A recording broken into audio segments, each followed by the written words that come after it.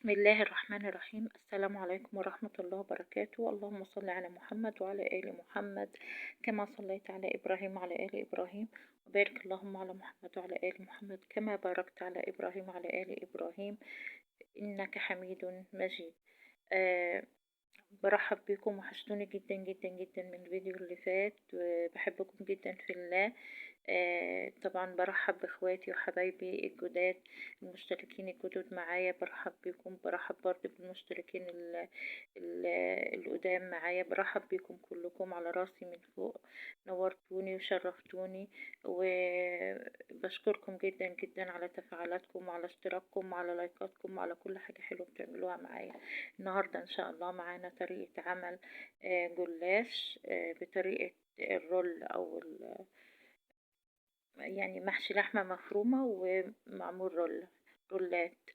يلا بينا نسمي الله ونصلي على الرسول صلى الله عليه وسلم ونبتدي في الطريقة بتاعتنا. انا احط مادة دهنية كده قليلة جدا، حط زيت، حط سمنة، حط زي ما انت عايزة. انا بحط زيت، وزي ما قلت لكم في الفيديو بتاع المكرونة بحط زيت عشان محدش يقول عندي سمنة ولا ما عنديش، عندي كذا ما عنديش.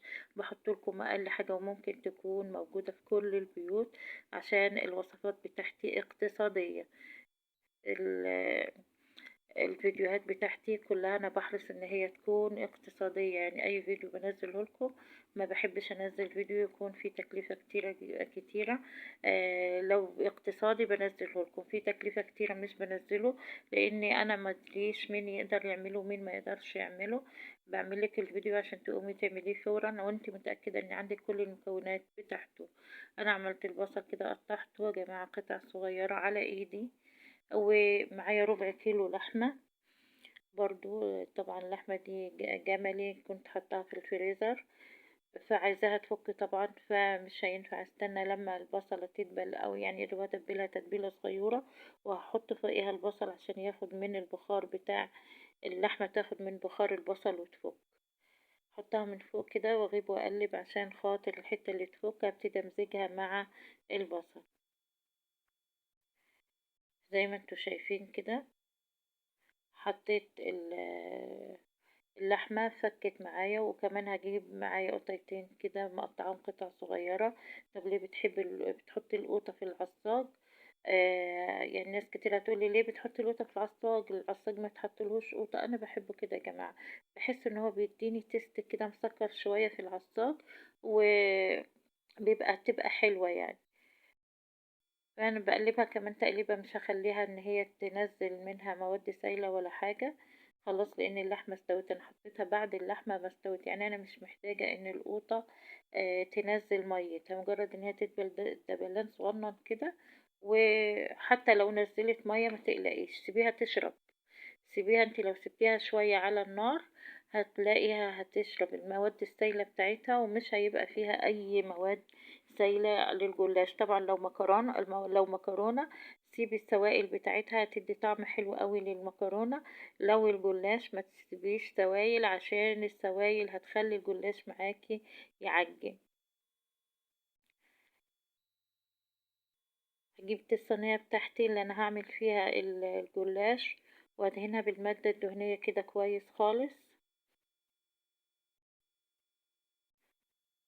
عشان خاطر طبعا لازم عشان تحط الجلاش لابد ان يكون في مادة دهنية تحت الجلاش عشان ما يلزقش منك. المكرونة مش بندهن تحتيها، لكن الجلاش بندهن تحته مادة سايلة، بأي مادة دهنية. اسفة يا جماعة والله، معلش.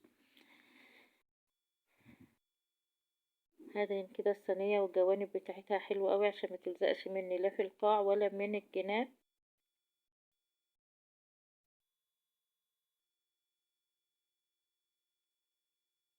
فتحت لفة الجلاش بتاعتي كده على بعضيها زي ما انت شايفة، وهفردها هي على بعضيها، مش هشيل عشان ما تتقطعش مني.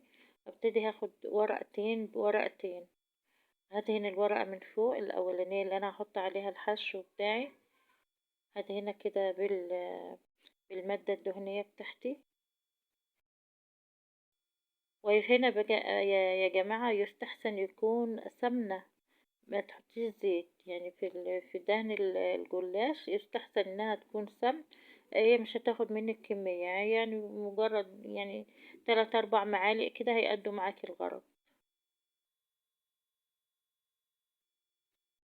وبتحطي كده الحشو بتاعك وبتلفي كده رول كده زي ما انت شايفة، وهتاخديها كده زي ما هي وهتحطيها في الصينية بتاعتك وهي زي ما هي كده. خلي الحتة اللي من تحت اخر الطرف بتاعها ده خليه من تحت عشان ما تفتحش منك. حطوهم كده واحدة ورا التانية. هوريكي واحدة تانية برضه هدهنها كده زي ما انت شايفة كده. انا بحط بالفرشة وبوزع.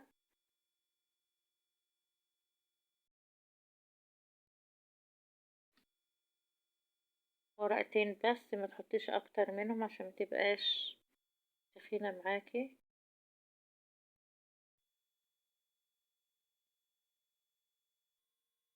لو حتة اتقطعت منك ولا حاجة هخليها في اللف من فوق عشان تتدارى في الرول الاولاني وانت بتروليها اول لفة كده. وزعي كده اللحمة على طول الجلاشة كلها.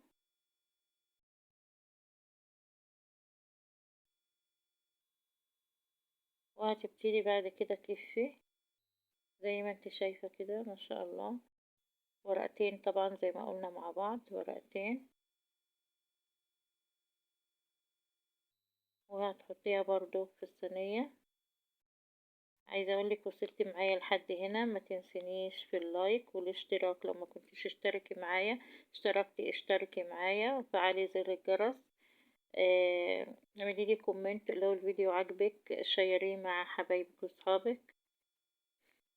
يا ريت يا ريت ما تسيبيش الفيديو قبل ما تعملي لي لايك.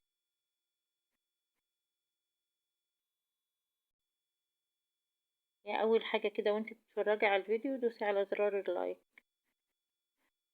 طبعا اي لايك جديد بيفرحني جدا، واي اشتراك جديد والله يا جماعة بيفرحني جدا. آه، بتمنى منكم من اي حد يدخل الفيديو ان هو لو مش مشترك يشترك، ولو ما عملش لايك لو سمحتي حطي اللايك. اللايك يعني والله ما لها ياخد وقت منك، ده مجرد وانتي بتتفرجي كده هتحطي لحظة كده، تحطي صباعك على الزرار هتعملي لايك على طول. خلصنا كده الكمية بتاعتنا، ومعايا معلقة سمن بدهن بيها وش الصينية بالراحة كده. هكون محضرة يا جماعة الفرن بتاعي. بسخن طبعا الفرن بتاعي على درجة حرارة 160، وبقطع الصينية بتاعتي قبل ما اوديها الفرن بالأحجام اللي أنا أحب يعني إن هي إن أنا أعملها بأي حجم. عايزاها طويلة، عايزاها قصيرة، عايزاها صغيرة، اللي انت عايزاه اعمليه. ده ذوقك انت وطريقتك انت. أنا بس بوريكي أنا بعمل ايه. انما انتي بعد كده يعني في مثلا طفل صغير هتكون دي كبيرة عليه هياكل منها حتة ويرمي الباقي، لا اعملي صغير اصغر من كده. ممكن ياكل حتة وياخد حتة تاني مفيش مشاكل، لكن يرميها طبعا غلط ومحدش هياكلها وراه. ده شكل الجلاش بتاعي بعد ما استوى. طبعا زي ما قلتلك حطيته بدرجة حرارة 160 درجة في الفرن، وسبته حوالي تلت ساعة لحد ما وصل معايا زي ما انت شايفة المرحلة دي.